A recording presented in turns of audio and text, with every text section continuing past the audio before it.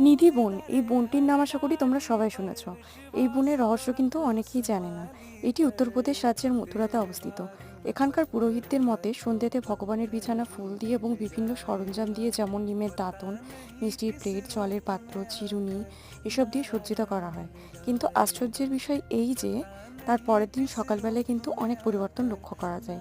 এখানে এটাই মনে করা হয় যে এখানকার এক একটি তুলসী বৃক্ষ এক একটি গোপীর রূপ। ভগবান শ্রীকৃষ্ণ প্রত্যেক রাতে রাধারানী মা এবং তার গোপীদের সাথে রাসলীলা করেন। এই বনের তুলসী বৃক্ষগুলো দেখে আমিও ভীষণ অবাক হয়েছি। কি সুন্দর এখনো সবুজ রয়েছে।